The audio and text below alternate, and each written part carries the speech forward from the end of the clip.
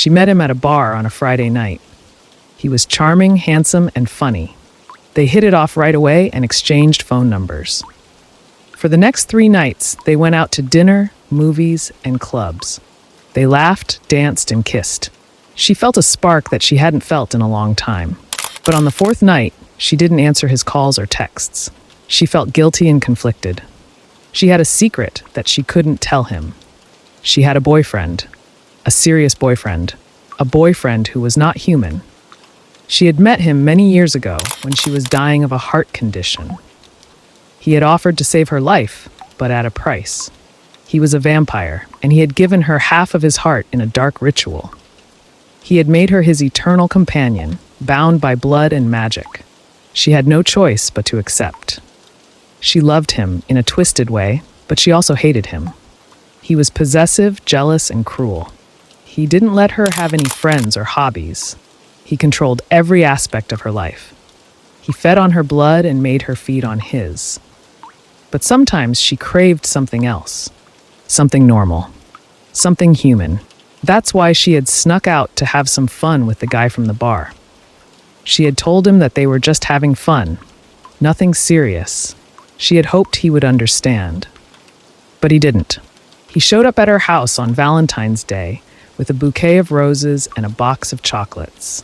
He knocked on the door and called her name. She was in the living room with the lights off, watching TV with her boyfriend. She heard his voice and panicked. "Go away!" she shouted through the door. "We can't be together. I have a boyfriend, a serious boyfriend." He didn't listen. He tried to open the door, but it was locked. He kicked it hard, breaking the lock. He barged in, holding the flowers and chocolates. "Please, just talk to me," he pleaded. "I love you. I don't care if you have a boyfriend. We can work this out." He stopped when he saw her on the couch with another man beside her. A man with pale skin, red eyes, and sharp fangs. A man who looked at him with hunger and malice. "This is Marsden," she said with a trembling voice. "I can't get away from him if I tried. We are connected by an ancient curse in blood from many eternal moons ago." Then he screamed as Marsden lunged at him, grabbing him by the neck and biting into his jugular vein. He dropped the flowers and chocolates on the floor as blood spurted out of his wound. She watched in horror and fascination as Marsden drained him dry. Then she joined him, tearing into his flesh with her fangs. They ate him together, heart to heart.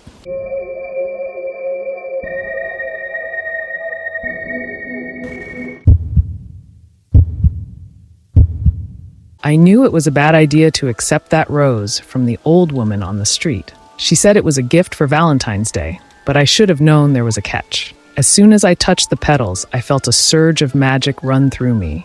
She cackled and told me I had until midnight to kiss a real prince, or I would be doomed to be a single witch forever. And not just any prince, but one who was born into royalty and had a pure heart. How was I supposed to find someone like that in New York City? I tried to ignore her words, but as the hours passed, I felt a growing sense of panic. I had always been a loner, preferring books and spells to romance and parties. But the thought of never finding love, never having a partner to share my life with, terrified me. I decided to take a chance and go out to a club, hoping to meet someone who fit the criteria. Maybe there was a visiting dignitary or a foreign exchange student who could help me break the curse. I put on my best dress and applied some lipstick. I grabbed the rose and headed out the door. I figured it would be easier to spot a prince if I had something to compare him to. The club was crowded and noisy, full of people looking for a date or a hookup. I scanned the faces, looking for someone who stood out. Someone who had an air of nobility and kindness. Someone who would be willing to kiss a stranger on Valentine's Day. I saw him at the corner of the bar, sipping a martini. He had blonde hair and blue eyes, and he wore a suit that looked expensive and tailored. He had a pin on his lapel that resembled a coat of arms. He looked bored and lonely, as if he didn't belong here. He looked like a prince. I walked over to him, clutching the rose in my hand. I smiled and introduced myself. He smiled back and told me his name was Alexander. He said he was from Monaco, and he was here on business. He said he was a prince. I felt a surge of hope and relief. He was perfect. He was exactly what I needed. I asked him if he wanted to dance with me. He agreed and took my hand. We moved to the dance floor, swaying to the music. He held me close, and I felt his heartbeat against mine. He smelled like cologne and mint.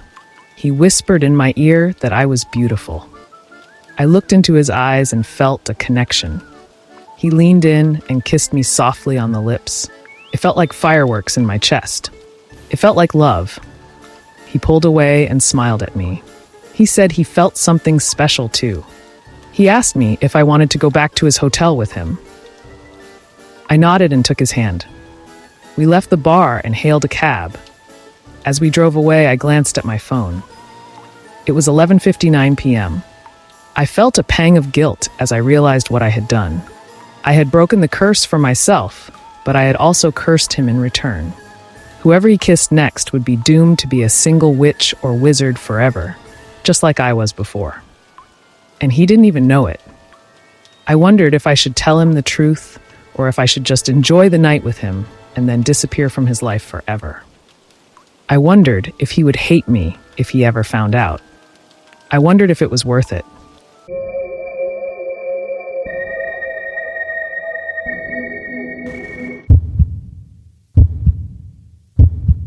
I had a crush on her for months. She was the new girl in the car telesales department, and she always wore dark clothes and sunglasses. She never talked much, but I sensed something mysterious and intriguing about her. So on Valentine's Day, I decided to take a chance and ask her out. To my surprise, she said yes. I wanted to impress her, so I booked a table at a comedy club that had a dinner show. I thought it would be fun and romantic to laugh together and enjoy some good food. We arrived early and got seated in the front row. I was feeling nervous but hopeful. The show started and the first comedian came on stage. He looked at us and immediately started making jokes about us. He said we looked like a mismatched couple, that I was too nerdy for her, that she was probably a vampire or a witch. He made fun of my glasses, my clothes, my hair. He said I must have paid her to go out with me. The audience laughed, but I felt humiliated. She didn't say anything. She tried to fake a smile for a few minutes, but it didn't last long, and I saw her eyes flash with anger behind her glasses. The second and third comedians were even worse. They picked up where the first one left off and added more insults. One of them said we were the worst Valentine's date he had ever seen, that we should just go home. He said she looked like she could kill me with one bite, that I looked like I had never kissed a girl in my life. He said we were a joke. The audience roared, but I felt crushed. She didn't say anything, but I saw her teeth clench with rage behind her lips. I couldn't take it anymore.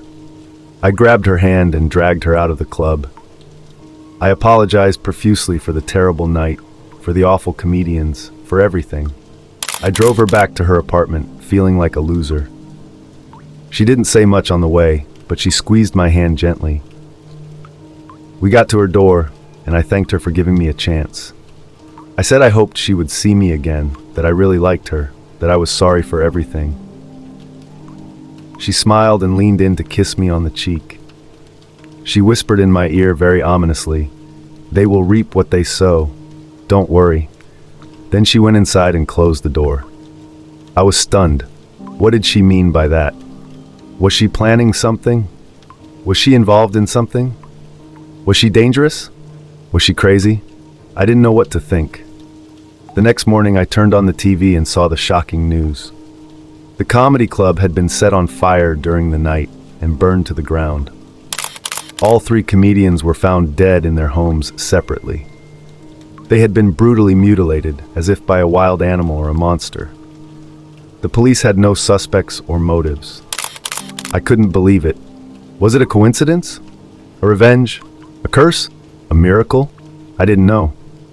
I went to work and headed straight to her desk. She was there looking calm and composed as usual. She saw me and smirked.